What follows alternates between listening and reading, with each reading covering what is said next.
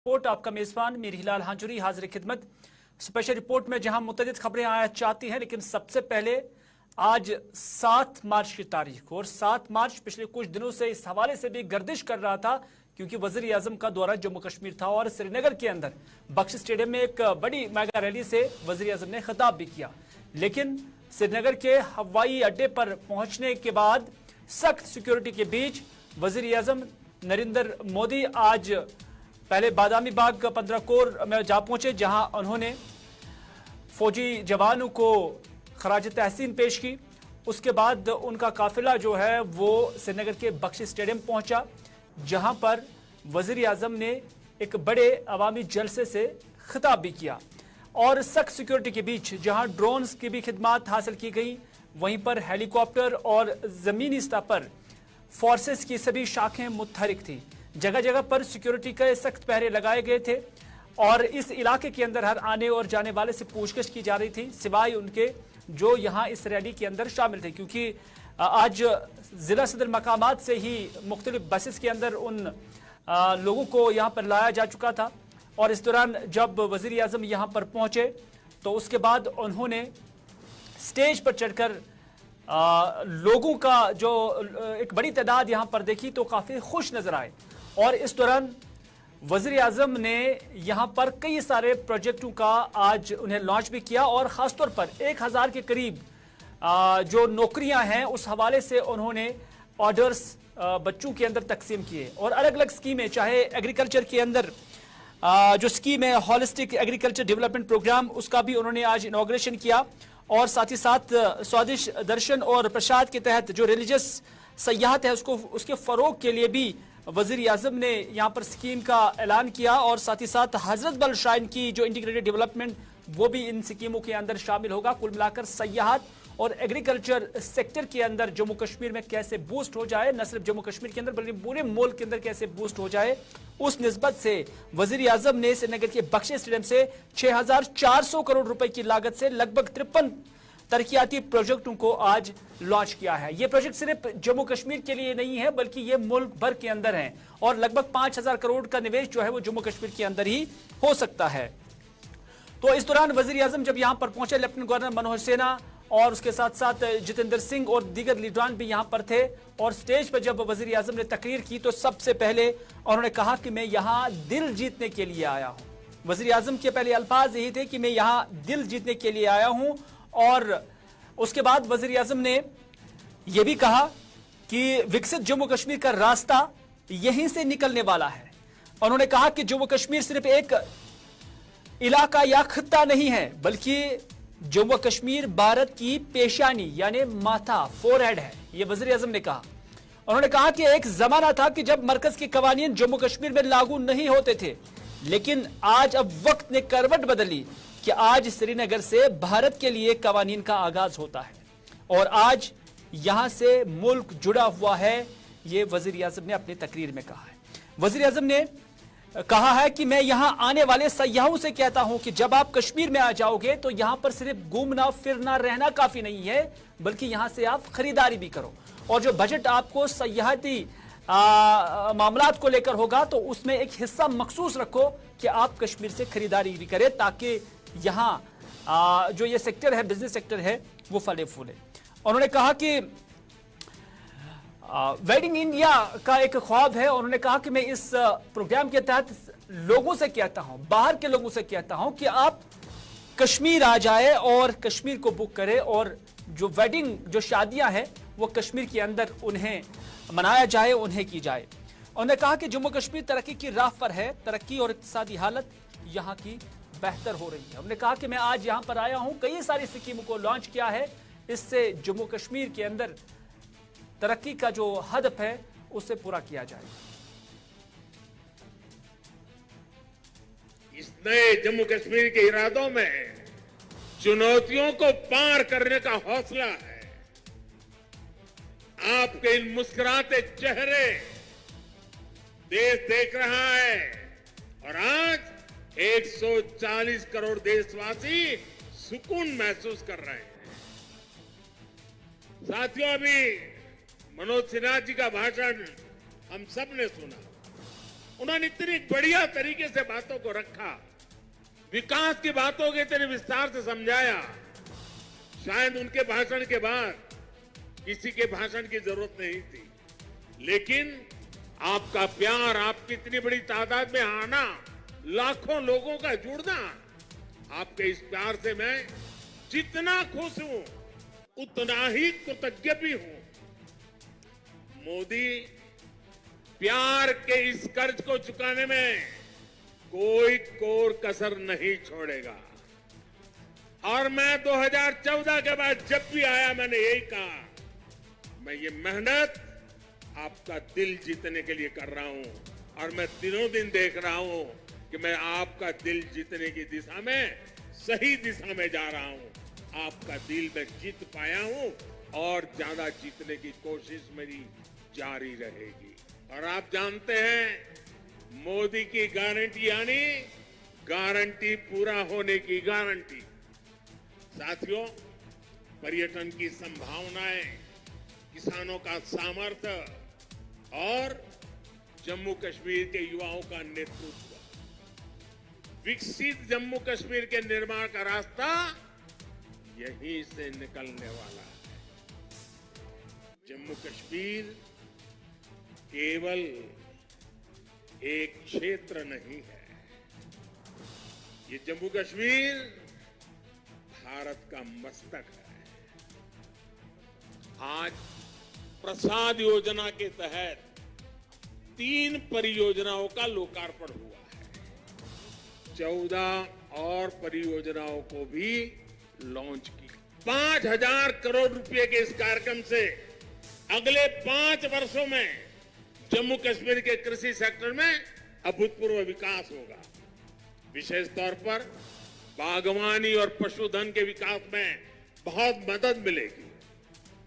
और अभी बहन हमीदा से जब मैं बात कर रहा था, पशुपालन को कैसी ताकत मिलने वाली है, ये बहन हमीदा से हम सीख सकते हैं। इससे रोजगार के भी हजारों नए अवसर तैयार होंगे।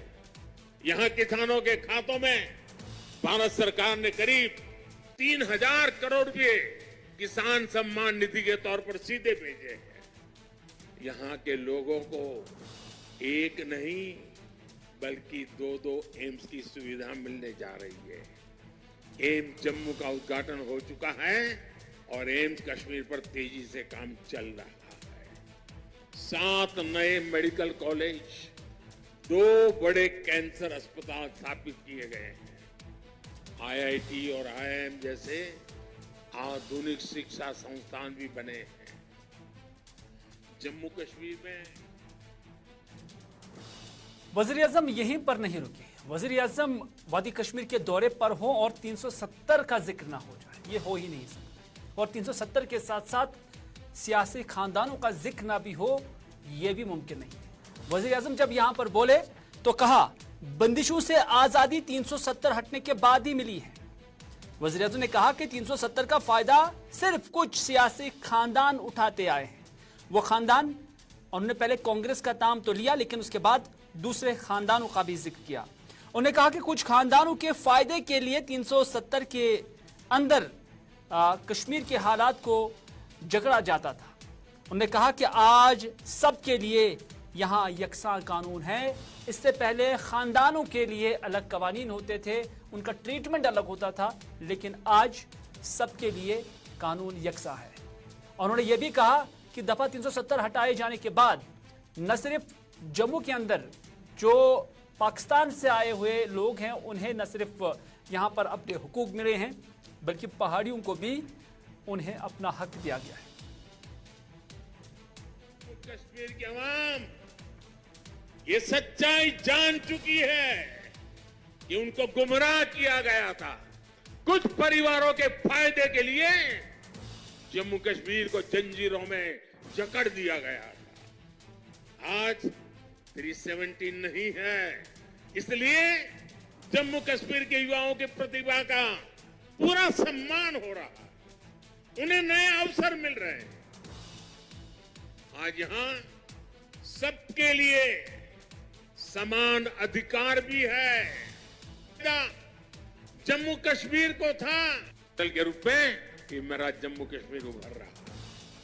हाल ही में हुए खेलो इंडिया विंटर गेम्स में करीब जम्मू कश्मीर को था, या कुछ राजनीतिक परिवार आज खुल करके सांस ले रहा है। युवाओं को हर क्षेत्र में आगे बढ़ाने के लिए हमारी सरकार लगातार काम कर रही है। युवाओं के स्किल डेवलपमेंट से लेकर स्पोर्ट्स तक में नए अवसर बनाए जा रहे हैं। आज जम्मू कश्मीर के हर जिले में आधुनिक खेल सुविधाएं बनाई जा रही है। 17 जिलों में मल्टीपर्पज इंडोर स्पोर्ट्स हॉल बनाए गए हैं। वजीर आजम ने आज अपनी तकरीर के दौरान जम्मू कश्मीर बैंक का भी जिक्र किया है। वजीर आजम का कहना था कि यह बैंक खत्म होने के कगार पर था, लेकिन सरकार ने फिर इसकी मदद की, मावनत की कि अब यह बैंक फिर से खड़ा हो गया है। उन्होंने कहा कि जम्मू कश्मीर बैंक तबाही के दहाने पर पहुंचा था, हमने 1000 करोड़ रुपए का सपोर्ट किया। उन्होंने कहा कि जो साबिका सरकारें और वही जिक्र खानदानों का कि उन्होंने यहां अपनों को नौकरियां दी हुई थी और आम इंसानों का हक छीना गया था। उन्होंने कहा कि अब सरकार की कोशिश से इस बैंक के मुनाफा में 1700 करोड़ पर पहुंचाया गया है, यानी अब इसका जो मुनाफा है वो 1700 करोड़ हो गया है। वजीर आजम नरेंद्र मोदी का कहना है। उन्होंने कहा कि कुछ साल पहले इस बैंक का बिजनेस यानी जम्मू कश्मीर बैंक का बिजनेस 1.25 लाख हो गया था, लेकिन एक साल में ही इस बैंक का जो बिजनेस है वो 2.25 लाख करोड़ रुपए हुआ है। ये वजीर आजम नरेंद्र मोदी ने कहा। 5 साल पहले बैंक का बिजनेस 1.25 लाख करोड़ रुपए में सिमट गया था, सिर्फ 1.25 लाख करोड़। अब बैंक का बिजनेस 2.25 लाख करोड़ रुपए क्रॉस कर चुका है। एक बहुत बड़ी भुक्तभोगी रही है हमारी JNK बैंक। इस बैंक को तबाह करने में यहां की पहले की सरकारों ने कोई कोर कसर बाकी नहीं छोड़ी। बैंक में अपने नाते रिश्तेदारों और भाई भतीजों को भरकर इन परिवारवादियों ने बैंक की कमर तोड़ दी थी। मिसमैनेजमेंट की वजह से बैंक इतना घाटे में गया था कि आप सभी के हजारों करोड़ रुपए डूब जाने का खतरा था। कश्मीर के गरीब आदमी का पैसा था, मेहनतकश इंसान का पैसा था, आप मेरे भाई बहनों का पैसा था, वो डूबने जा रहा था। JNK बैंक को बचाने के लिए हमारी सरकार ने एक के बाद एक रिफॉर्म किए। बैंक को 1000 करोड़ रुपए की मदद देना भी तय किया। JNK बैंक में जो गलत तरीके से भर्तियां हुई थी उनके खिलाफ भी हमने सख्त कार्रवाई की। आज भी एंटी करप्शन ब्यूरो ऐसी हजारों भर्तियों की जांच कर रही है। बीते 5 साल में जम्मू कश्मीर के हजारों नौजवानों को पूरी पारदर्शिता के साथ बैंक में नौकरी मिली है। सरकार के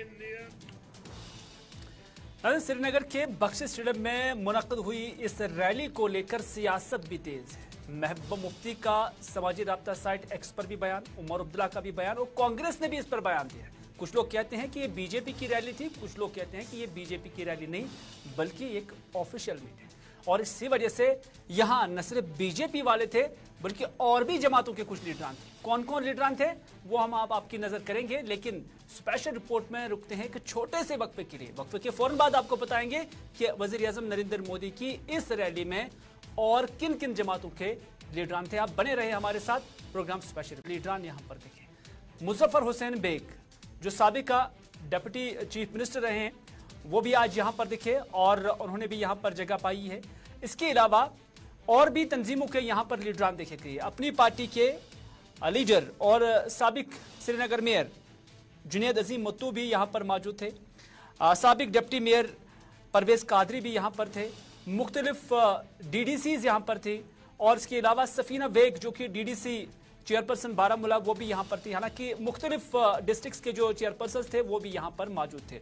लेकिन जब मुजफ्फर हुसैन बेग की अहलिया सफीना बेग से पूछा गया तो सफीना बेग ने कहा कि वजीर आजम का इस्तकबाल करने के लिए हम यहाँ पर आए हुए हैं और ख़ासतौर पर उन्होंने कहा है कि जो मुजफ्फर हुसैन बेग है वो एक नेशनल अवार्डी है और उस हैसियत में वो वजीर आजम का यहाँ पर इस्तकबाल करने के लिए आए हैं। सफीना बेग ने यह भी कहा कि ये जो तकरीब थी ये बीजेपी की तकरीब नहीं है बल्कि एक सरकारी और ऑफिशियल तकरीब है और इसमें शिरकत यकीनी बनती है। सब यहाँ एक पद्म अवार्डी है, वो आए अपने प्राइम मिनिस्टर को वेलकम करने के लिए। एक ऑफिशियल फंक्शन है, ये बीजेपी का फंक्शन नहीं है। यहाँ बहुत सारी पार्टीज के लोग हैं, DDCs लाइक नेशनल कॉन्फ्रेंस के हैं, PDP के हैं, सब हैं, लेकिन उसका ये मतलब नहीं है कि सब बीजेपी को ज्वाइन करने आए हैं। ये मुल्क का प्राइम मिनिस्टर है, ये हम सब के प्राइम मिनिस्टर हैं, चाहे किसी भी जमात से क्यों ना हो। सो ये जो ऐसी बातें हैं ये खुद ही नहीं डिसाइड कर लेना चाहिए। जाहिर सी बात है बीजेपी एक रियलिटी है, एक हकीकत है और बीजेपी जो है कोई भी पॉलिटिकल पार्टी अनटचेबल नहीं होती है। बीजेपी के साथ नेशनल कॉन्फ्रेंस की अलायंस भी रही है, बीजेपी के साथ PDP की अलायंस भी रही है। सो पार्टियां नहीं होती हैं अनटचेबल, ये वक्त की नज़ाकत होती है और लोगों का मैंडेट होता है। अगर कल बीजेपी को ही लोग मैंडेट इधर कल ही साबिक वज़ीर आला उमर अब्दुल्ला ने भी समाजी राब्ता साइट एक्स पर एक पोस्ट किया था जिसमें उन्होंने इस रैली के हवाले से ये कहा था कि दरअसल सरकार की मदद के बगैर बीजेपी जम्मू कश्मीर के अंदर रैली नहीं कर सकती है। उन्होंने जो अपना ट्वीट किया था या पोस्ट किया था उसमें उन्होंने कहा कि मीडिया और एजेंसियां श्रीनगर में PM मोदी को सुनने के लिए जमा होने वाले तारीखी हुजूम के बारे में तड़प उठेंगी। जिस चीज का जिक्र करना वो आसानी से भूल जाएंगे वो ये है कि वो तकरीबन कोई भी अपनी मर्जी से यहाँ शिरकत करने के लिए नहीं आएगा। उनका कहना था उमर अब्दुल्ला के यहाँ पर सिर्फ मुलाजमीन को लाया गया है और मुलाजमीन को ये भी कहा गया है कि आप सुबह 4 बजे यहाँ रात को 4 बजे आ जाए और 5:30 बजे आप यहां से निकल जाए। उन्होंने कहा कि जो मुलाजमीन हाजिर नहीं होते हैं उन्हें उनके महकमा के सरबराहों की तरफ से तादीबी कार्रवाई की धमकी दी जाती है। उन्होंने कहा कि प्राइवेट स्कूल जैसे DPS वगैरह ने इन तमाम मुलाजमीन को मकाम तक पहुंचाने के लिए अपनी बसों को भी हुक्म दिया है। उन्होंने कहा कि मेरे पास महकमा की तफसीलात और मोबाइल नंबरों के अलावा ट्रांसपोर्ट की तफसीलात के साथ 10,000 तक की फहरिस्तें हैं जिसमें मैंने 140 सफ़ात में से एक सफ़े के एक हिस्से को दोबारा तरतीब दिया है। हालांकि उन्होंने एक सफ़ा जो है उस लिस्ट का समाजी राब्ता साइट पर पोस्ट किया था और उन्होंने कहा कि मीडिया यहां सिर्फ वही चीज रिपोर्ट करेगी जिसमें 3 खानदानों का जिक्र हो। लेकिन उमर अब्दुल्ला के साथ साथ PDP सदर महबूब मुफ्ती ने भी आज पोस्ट किया है और महबूब मुफ्ती ने भी कमोबेश इन्हीं अल्फाज का इस्तेमाल किया। PDP सदर महबूब मुफ्ती ने कहा कि उन्होंने इल्जाम लगाया कि वादी में मामूल की गलत तस्वीर पेश करने के लिए सरकारी मुलाजमीन को तकरीब में शिरकत के लिए मजबूर किया जा रहा है। एक्स पर एक पोस्ट में महबूब मुफ्ती ने दावा किया कि सरकारी मुलाजमीन सुबह 5 बजे बडगाम बस स्टैंड 0 दर्ज हरारत में जमा होने पर मजबूर थे जहां उन्हें PM मोदी की रैली में ले जाया गया था। महबूब मुफ्ती ने कहा कि एक नैरेटिव बनाने के लिए यह जबरदस्ती मुतहर्रिक किया गया कि साल 2019 के बाद सब कुछ ठीक है और यहाँ के लोग अपनी इज्तिमाई बेइख्तियारी का जश्न मना रहे हैं। ये PDP सदर महबूब मुफ्ती ने भी समाजी राब्ता साइट एक्स पर इस वजीर आजम नरेंद्र मोदी की जो रैली है उससे मुतहर्रिक किया कि यहाँ पर मुलाजमीन को जोर जबरदस्ती लाया जा रहा है। लेकिन कांग्रेस की जानिब से भी रिएक्शन आया है और कांग्रेस की जानिब से जम्मू से रिएक्शन आया और कांग्रेस के रविंदर शर्मा ने जम्मू में मीडिया नुमाइंदों के साथ बात करते हुए कहा, उन्होंने कहा कि यहां पर मुलाजमीन को लाया गया। उन्होंने कहा कि ये बीजेपी की तकरीब नहीं है बल्कि ये सरकार की तकरीब है और सरकार की तकरीब में मुलाजमीन को लाया जा रहा है। ये रविंदर शर्मा ने जम्मू में मीडिया नुमाइंदों से बात करते हुए किया। देखिए सरकारी रैली है और आप जैसे जम्मू में भी जानते थे सब सरकारी 5-5.5 लाख मुलाजिम आना चाहिए।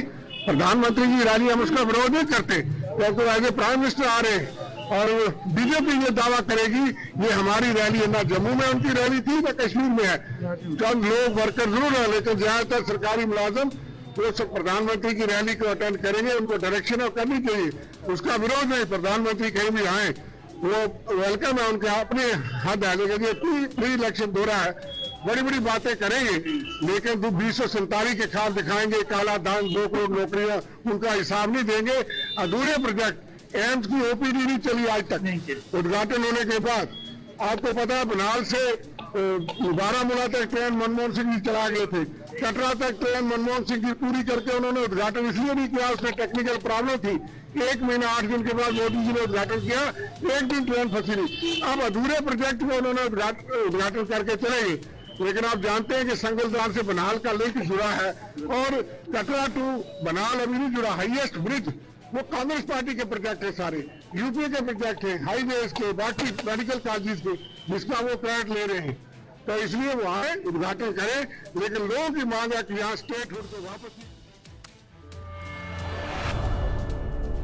तो नाज़रीन, आज के स्पेशल रिपोर्ट में बस इतना ही। अपने मेजबान को दीजिए इजाजत, इस वादे के साथ कि अगर जिंदगी रही तो आपसे फिर होगी मुलाकात। तब तक के लिए अल्लाह निगहबान।